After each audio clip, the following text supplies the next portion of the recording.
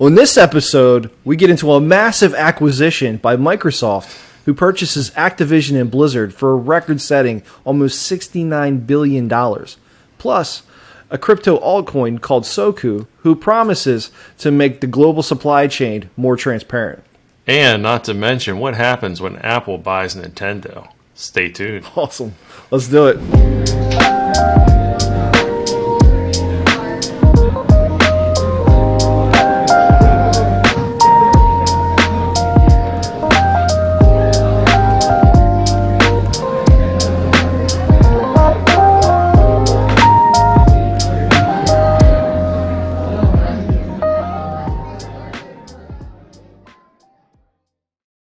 All right, we'll just try this again. I like it's take three.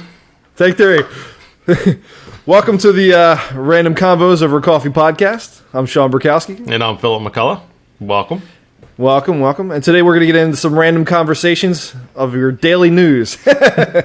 So, you like it? I like it. Let's do it. Well, we're running out of topic ideas here, so we got to make stuff up. So, although this isn't made up news today, it's actually from headlines that we've actually taken a quick minute to peruse right before this episode, and we'll do our best to kind of cover it, interject our perspectives on it, and see where it takes us. Indeed. So yesterday, I was out with Tyler, who's getting ready to take his driving test, and so we went to one of the local colleges, and they're doing. They have a kind of a makeshift version of the MVA course, so you can do all your parking and turn your car around and do your 3-point turn and all that kind of stuff. So it was another car there that was doing the same thing as we had. So we decided we had to park and just wait for them to finish. So I'm on my phone. I'm flipping through. We're looking at the crypto, looking at my account, and I noticed that there was this new coin that was on Coinbase, and it was up like 150%, which is a pretty big increase. Mm-hmm. You don't see that too often, especially when everything is in the red right now, because crypto markets are just very depressing. You're looking at like Ethereum rates of what they were back in August of last year, and people's gains for the last year have been completely wiped out. It's really depressing. But every once in a while, you see these altcoins jumping up in price. And so I happened to notice this one. Altcoins, by the way, folks, if you're not a crypto nerd like me, you've got your big three. You've got Solana, Ethereum, Bitcoin, and there's a few other ones that are like the big names, right? And then you have all these other altcoins like Sushi Swap and you name it. There's a ton of them. There was one that I noticed I hadn't heard before. It was called SUKU, which I think is Suku. And I noticed it was up 160%. So I did some research on it, and I was just sitting in the car. And I said, what the heck is this thing? And on their white paper, they describe it like this. It's an Ethereum token that powers the Suku platform, a blockchain-based ecosystem that aims to make supply chains more transparent. Then I go down the rabbit hole a little bit more. I go on their website. I check out. They have a YouTube channel, which has about 300 subscribers, by the way. It's about 3,500 views, about 3,500 views on the video that explains what it is. And it was released about 2 years ago, by the way. So I look at this video, and it explains the whole process of what it is. It actually sounds pretty cool. And imagine going to your store, and you go buy a pair of shoes, or you go buy milk at the grocery store, or whatever. Enter, consumer product package good here. You flip it over, there's a barcode, you can scan it with an app, and it actually tells you the transparency of the supply chain that got it to your hands. So it was made in this country, it was bought and purchased, it was shipped here, and it ended up in your grocery store here. Kind of interesting. And so that's what they're trying to aim to do, is to make the supply chain more transparent, which obviously is very relevant to the times, right? Supply chain's on everybody's mind right now. Yeah. So I think it's an interesting concept. I think it's, immediately as I'm reading this, I'm like, that's a great concept, but I feel it's impossible or extremely difficult to be able to make it sticky and adaptable. So, once people start using it and it becomes readily available in the stores, I think it's really hard to do that, right? Certainly. I mean, companies will have to comply with this. They would have to make this stuff available, and whatever technology costs are involved to do that. Have it set up in real time, like you said. You're scanning it. You're getting the information right then and there. It's all trackable, right? I mean, plus the retailers themselves, the stores and stuff, adapting to a different system in their checkout. If it requires any of that, we we deal with some of that at one of the companies I work for when they come out with a product that can scan differently on a reader in a store, for instance, that makes the checkout faster. And same thing, it's the adoption of it that's difficult because hardware usually changes and that kind of stuff. So right, yeah, and it's a massive change. So you can tell that the technology has been out for a few years by just looking at their YouTube, by looking at the white paper, by seeing that they've have explainer videos that have been out for a couple of years. I think now it's become more top of mind and relevant because supply chain is a big global issue right now. Right. So I could see why that coin is spiking in popularity. There's a couple other factors too. I mean, if you look in Coinbase, it tells you the trending for buying and selling over the last 24 hours. They had an 88% buy rate with an 11% sell ratio. So that means that people are really buying this coin. You also look at like the days that it's been on the market. It's a fairly new coin on the market. It's interesting because I say coin as in currency, but I referenced back to a prior episode. Then I saw this story with Kevin O'Leary from Shark Tank, Mr. Wonderful. And there was an article where he actually said that he sees cryptocurrency less as an actual currency, but more as just a software company, and that he invests in it as if he were investing in a software company. I think that's really interesting, and I kind of see this Suku as the same type of deal. You're investing in the coin, but what you're really doing is you're almost buying a stock in some way to invest in the company, and as they're developing their platform. So I think that's all interesting, and the transparent supply chain I think is an interesting thing. Their whole pitch in their explainer video is that a lot of these companies lie. They say it's organic when it's not organic. They say it's this when it's not that.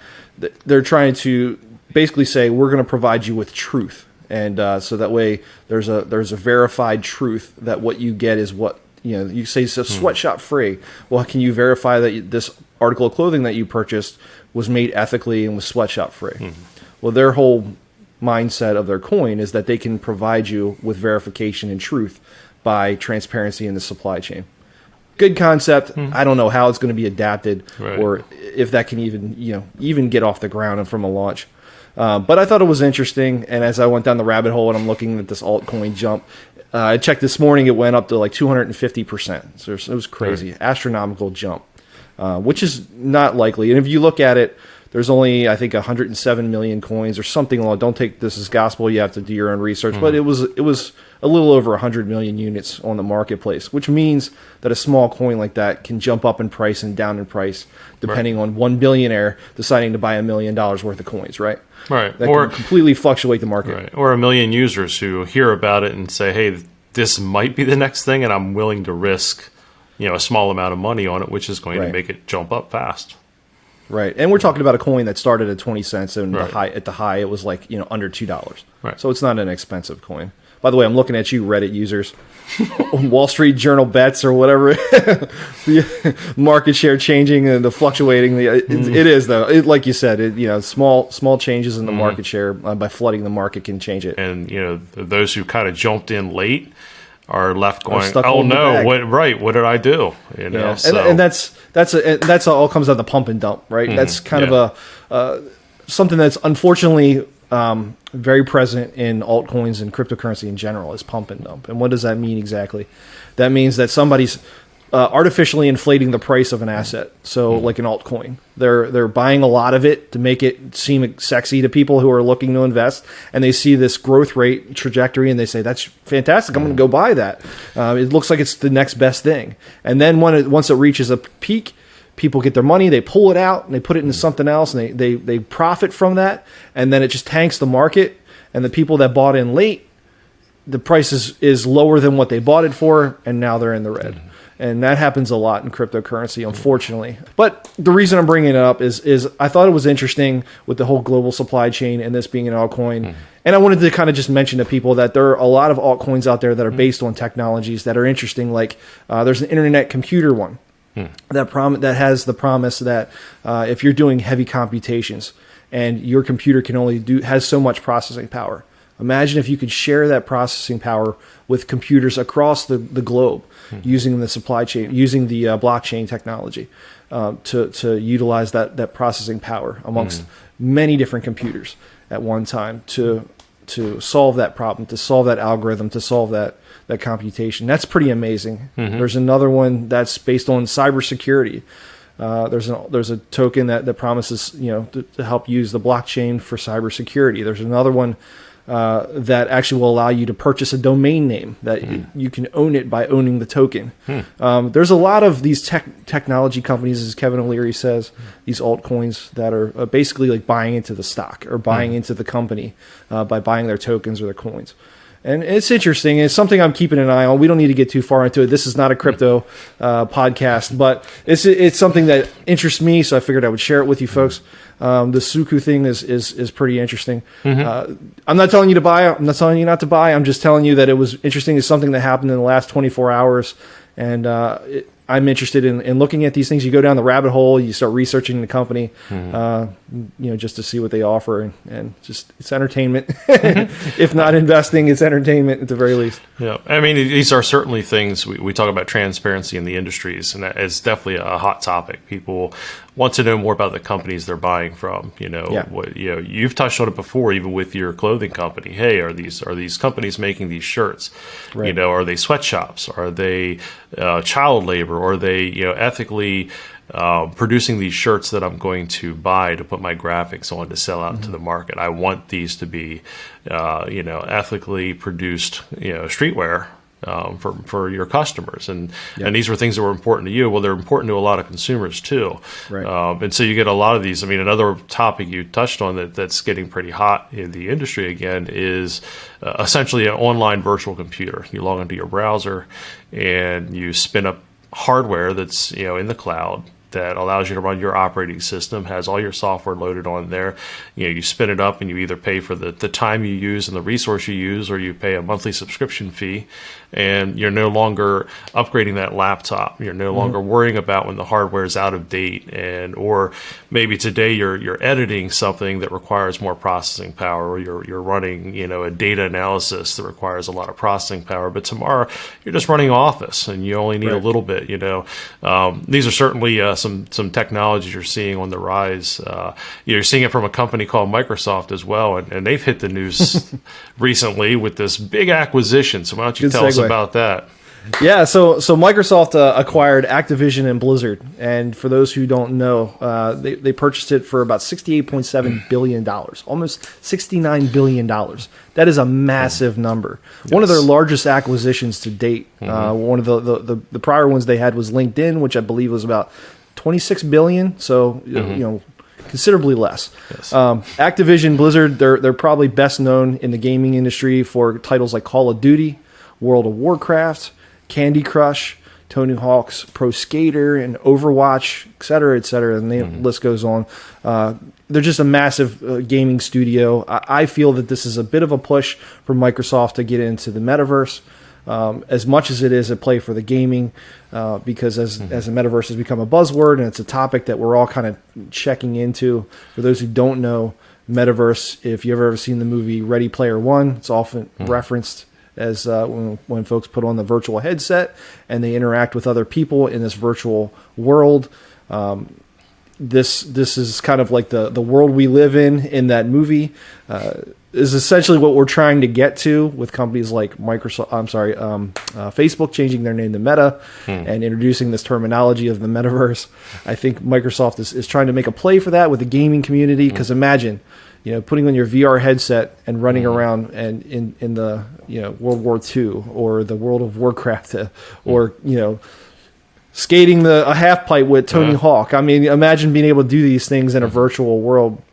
I think we're not too far off from that reality, and this may be a play of Microsoft getting into that, which is a more exciting version of the metaverse than maybe just putting on a headset and waving to your friend's virtual character. And that's playing virtual golf. I don't know, some of the things that are out there now. It's pretty lame, but I think it's interesting. Of course. Yeah. Activision, Activision had they were under scrutiny about a year ago with some of the stuff that came out in the news with misconduct and harassment of their female employees. A lot of people joked and said it was more like a frat boy culture. But somebody who wasn't joking about that was Microsoft and their relationship with them. And I believe they said they were going to reevaluate the relationship with the studio. What's a better way to reevaluate your relationship with the studio than buying them outright and making some changes? And Bobby Kotick, who was the CEO of Activision, probably likely gone after this deal, and as most of the team, the Xbox team, will report to Phil Spencer. It'll be interesting. There's certainly a couple of benefits and clearly a big concern, I'm sure, for Microsoft in this deal. Obviously, game titles sell systems or subscriptions in this case. All the platforms out there now are developing subscription models as well as, the hardware, the gaming models. We know Xbox right. We know this as far back as the old, Nintendo versus Sega, battle, showing our age a little bit. But people would buy, if you were playing sports games early on, you were buying Sega because Nintendo didn't have them. And if you were doing different types of games, if you wanted Mario, everybody recognizes Mario as much as you recognize Mickey Mouse. Yeah. And if you wanted to play any Mario game, you had to buy Nintendo. There was no other option. And so this spans on here. So with this acquisition and Microsoft having Xbox and we see in 2021 that about 50% of Microsoft's revenue is coming from their gaming division. 50%. Big number. Right. And so obviously they have a lot of revenue coming in. They've got a lot of business technologies, business services, and software as a service, and now operating systems as a service. You can see with them moving to their Microsoft 365, and they're continuing to develop their gaming division as well, and they're broadening their reach in multiple markets, which I think is helping keep them relevant. We know that Microsoft has made some big acquisitions, and there's been some big successful ones, and there's been some big blunders along the way. And so having that that broadening there in these different areas certainly helps them. And clearly the concern on their part, as you touched, would be the reputation that has been haunting Activision over the last year and a half with the different allegations and the cultural issues that they've had. This is an area that Microsoft certainly doesn't want to tarnish their reputation. They've certainly worked hard over the last several years to rebuild their reputation and make it strong and positive again. And again, you may like Microsoft, you may hate Microsoft, you may use them or not use them. There's clearly a ton of options out there. So this isn't a Microsoft episode as much as just something that hit us in the news, and we wanted to have a conversation about it. But in this case, they've got a negative to overcome, and they've got a big positive win that can be there for their gaming division and the people who like their games. You mentioned Nintendo. So Nintendo's market cap is currently $61 billion. $61 billion, which is less than the Activision acquisition. So think about that for a second. I mean, the sheer volume of that. You mentioned Mario. Mario is as big of an IP, intellectual property, as Mickey Mouse. You go to any country in the world and show them a picture of Mickey Mouse and Mario, and they're going to probably recognize both equally, right? It's very impressive the way that Nintendo has built their IP around the Mario. So $61 billion is a big number, but that just basically means that Microsoft, say Nintendo was for sale, could have purchased them outright and absorbed that IP. Right. Which, if you think about other companies that are in the gaming space or really kind of miss the gaming space, like Apple, hey, maybe an acquisition there. Maybe Apple picks up, buys Nintendo and rolls that in, and that becomes their version of the IP as Microsoft did with Blizzard and Activision. Remember, you heard it here first, people. Start the rumors now. But serious, obviously it would take a willingness for Nintendo to sell, first and foremost. They have, as you said, they have such a strong intellectual property right now, similar to what Coca-Cola has with their brand and other brands. So, are they ever in a position, even if their gaming division isn't doing as well, that they need to sell? Well, probably not. But it does make an interesting thing. You bring up Apple, and the one area that they really haven't been able to really tackle is the gaming industry. And now whether they're trying to or not, remains to be seen. But they've certainly, played around in that space. Now they have a gaming platform per se with their iOS operating system on their mobile devices and their tablets, their iPads, and so certainly they have a gaming market share there, but they don't have any dedicated gaming platforms that we've ever seen really successful and take off. Yeah, looking at Activision Blizzard, so some of their titles like Call of Duty, which is a massive one. Alone, Q4 2020, they had 100 million active users for Call of Duty. Now that number even seems low to me. Yeah, because the amount of kids that were at home during the pandemic, trying to keep themselves entertained and connected to people with their friends with the headset, so they can talk to their friends and play with their virtual characters in the world. Call of Duty, that was a massive one. They have 400 million lifetime units sold. Massive player base. Leagues across the globe. They have world championships that rival some of the biggest sporting events like the World Series. People that go and they watch the world championships of video games. Numbers of people that are on Twitch and live streaming that will do that are just astronomical. Like I said, to the point where they're rivaling that of like the World Series and not quite the Super Bowl, but getting pretty close, right? So those numbers are just astronomical. They've got some massive titles for sure, Activision, and I think it's going to be interesting. We were looking at some of the other acquisitions that Microsoft did in the gaming space years ago. You mentioned Apple. There was a company called Bungie. Do you remember Bungie? It's a small independent software company. They manufactured games. They did it early, back in the late 90s, 96, 97, just for the Macintosh platform. One of the titles was called Myth. What was it called? Myth the Fallen Lords and Myth 2 Soul Blader, which were some games that I used to play because I owned a Mac computer back in the day, and there wasn't very many games available. That was one of them. I got hooked. Matter of fact, I still played it. 25 years later, there's still servers running, and the kids and I will log on, and we'll be in different rooms, but we'll all play together. Myth is this gaming world where you can play with, I forget, up to 5 or 10 other people, and you control small armies. So you have dwarves that can throw bombs, giants, elvish archers. There's knights, and there's little critters or whatever, like spiders that you can use to search the map to look for, and you can play capture the flag and defend the base and different things like that. And you just control these armies. You can send them out all over the map, and you battle with other people for land and supremacy. It was an interesting game. Obviously, first person shooters have completely taken over with titles like Halo and Call of Duty and the like that are out there. I mean, that's kind of where the things are going, but. That game was one of the first ones I used to play back in the early, late 90s, 97, 98 when they came out. Bungie, of course, was purchased by Microsoft and later released the Halo series. The Halo series that went on to become $1 billion franchise for Microsoft was built on the back of a company that made software and gaming for the Apple computer, which is kind of crazy. The way that whole thing circles about. Microsoft, they released Halo. Now it's not all sunshine and roses, because back in 2007, Bungie actually split back from Microsoft. So they were purchased, they were acquired by Microsoft in 2000. They released the Halo series for Microsoft's Xbox 2001. By 2007, Bungie split from Microsoft to become a privately held independent game provider again.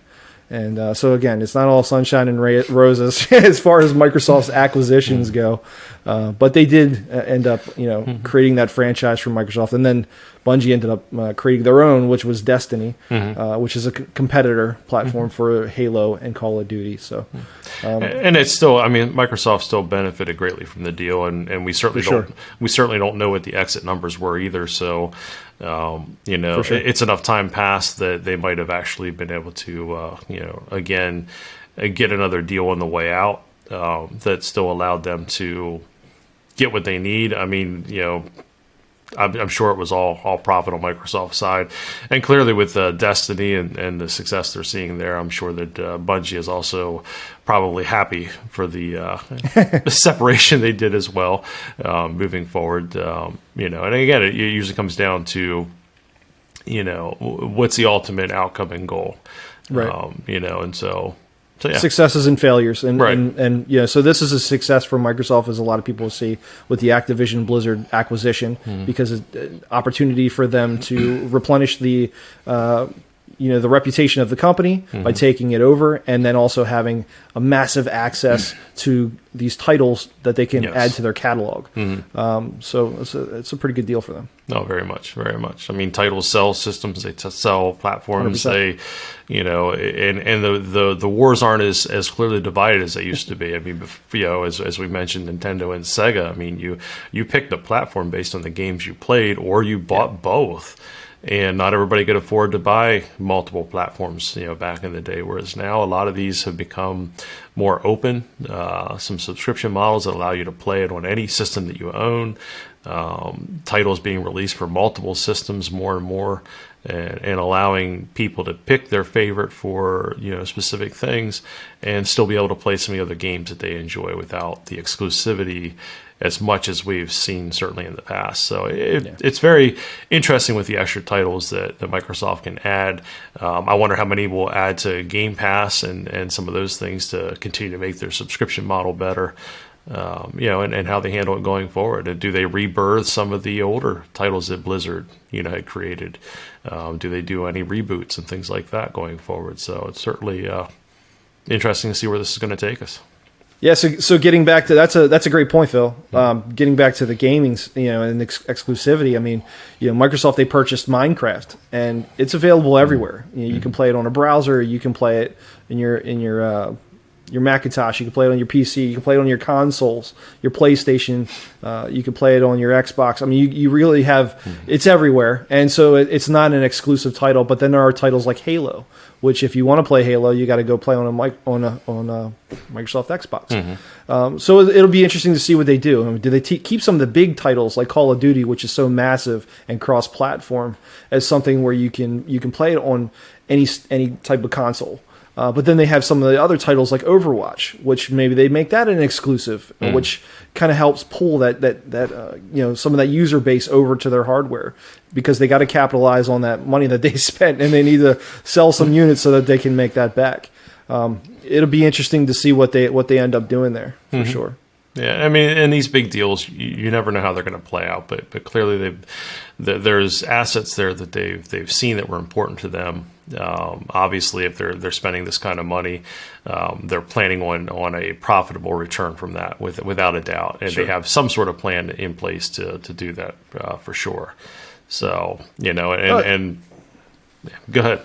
No, a lot of that comes down to leadership, like you mentioned. We were talking off camera about leadership. I mean, Satya Nadella, who took over from Steve Ballmer as CEO of Microsoft back in 2014. And Steve Ballmer is, a lot of people might remember, he's the crazy guy who would be up and screaming and sweaty face and all the Microsoft product launches, and was acting like a lunatic and became a subject of memes everywhere and YouTube short videos. Right. He was, during Steve Ballmer's active as CEO, the stocks actually fell 32% from Microsoft. Nice. And then Satya Nadella, when he took over, the stocks have since grown 600% during his time there. The company has actually reached $2 trillion, which is a massive number. But it comes down to leadership. And you look at like Apple, for example, by comparison. I remember when Apple was such a small company, and they were the David in the David and Goliath, and Microsoft was the Goliath by a massive landslide.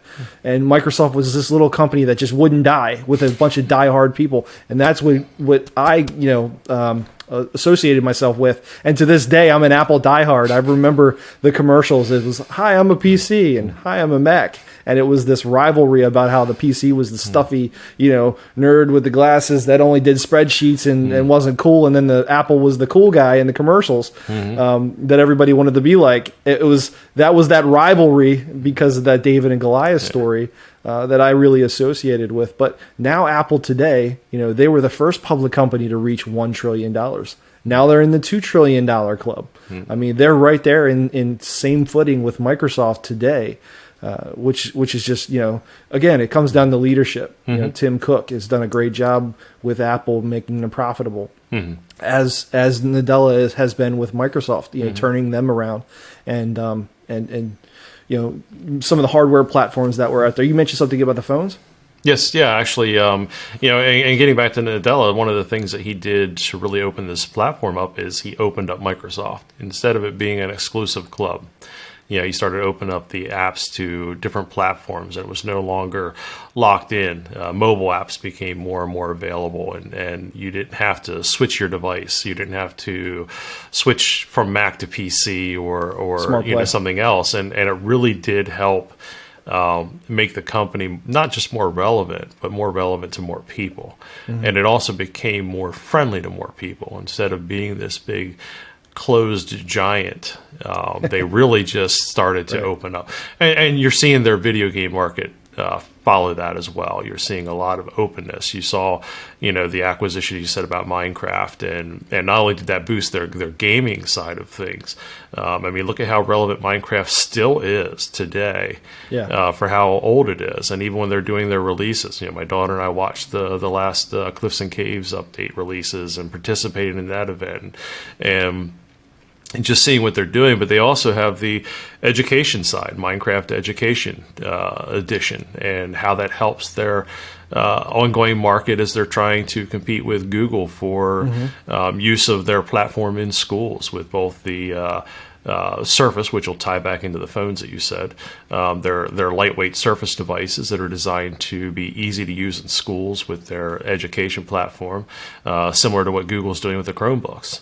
And so it's adding again another tier to another platform that they're trying to pursue. And as we move into different devices and some of the decisions they have, as they're reinventing their mobile space, as Microsoft is as a company, coming from their Windows mobile operating system, and even before that, Pocket PC and some other additions. Which, yes, I've had devices that have run these operating systems. And they were clunky, but at the time they did solve problems for me, and I was willing to trade off the annoyances to solve problems. But they had a lot of annoyances. They were never going to be widely adopted the way that they were set up.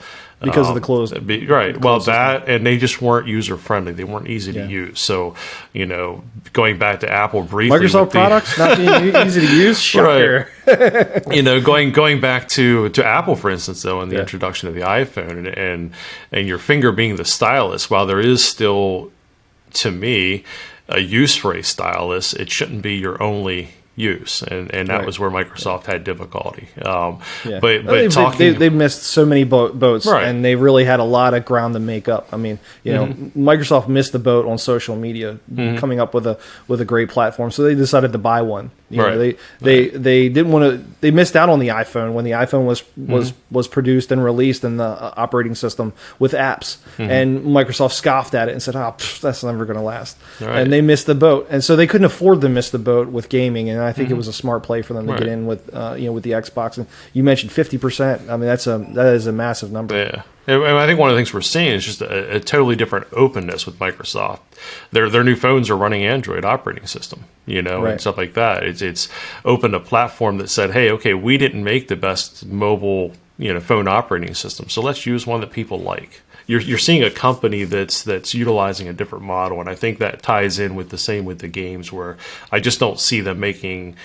If like you said, they have a couple exclusive titles, I could see that, but making it exclusive seems like a hard play at this point when you see all the changes they've gone through to really open it up for everybody. So that kind of sense. And that kind of plays in a little bit too. We've talked about doing a Apple phone versus Google phone, iOS versus Android episode, and these are probably some things we'll touch more on when we hit that. Just for a bit of a teaser there. Yeah. So that's it. So you mentioned with the Microsoft phones that they're producing the hardware, but they're using the operating system through Android. That's interesting because, like you said, that does open up the ability to go on the Android Play Store and be able to purchase apps through that, but use the Microsoft hardware for their phone system. It kind of reminds me, I don't remember the exact year frame, but do you remember when Apple started licensing out their operating system and they would allow other manufacturers to make Macintosh computers or their version of a Power PC using their chipset and their operating system? but it was other companies that would make them. Do you remember that? I do. Didn't go so well. No, and I actually think that was during the period where Steve Jobs had been ousted. And I think right. that was part of their decisions to try to... Around the same time, they had computers that caught on fire. Apple has made... and obviously we'll get into this more when we do this, Apple versus Google type episode. But they have made a lot of advances because they control the hardware and the software. 100%. They don't have some of the issues that Google or Microsoft has had in the past, where they've got an operating system that runs on, and it has to support so many different types of hardware. Apple has to support theirs. And, with their chipset, right. with their individual chip that they created, right. The hardware, the software, it's all tightly integrated. It works. Yeah. Right. Look at Samsung, look at Amazon with their tablets. They're all running some form of Android. Android being an open source platform, and they're running it with their own, graphic user interface over top of it. Microsoft, from what I can tell, is running closer to a stock version of Android, which is similar to what Google does with their phones, where it's a stock vanilla version of Android. And you have all these different platforms that are doing that. But again, they have to be able to support such a wide variety of hardware, and that does make it more difficult. Security and updates and upgrades, and how long can you support software if you're trying to advance your operating system, and the hardware that it runs on, and all those challenges that other companies certainly run into because of that. Yeah, and Apple's figured that out. Apple's clearly figured that out with having tight integration with their hardware, their software, their chipset, having everything under the same umbrella and the same developing team. It allows them to have a tighter integration. I guess we're up against the hour here. We'll go ahead and close this one out. That works, guys. We hope this episode provided you some value. As always, and if not, there's always the next episode. Stick with us. Yep. Don't forget to subscribe. We're trying to get those 300 subscribers that we talked about earlier. So. Yeah, definitely. Well, appreciate you guys. Yep. Till next time. Have a great week. Yep. See ya. See ya.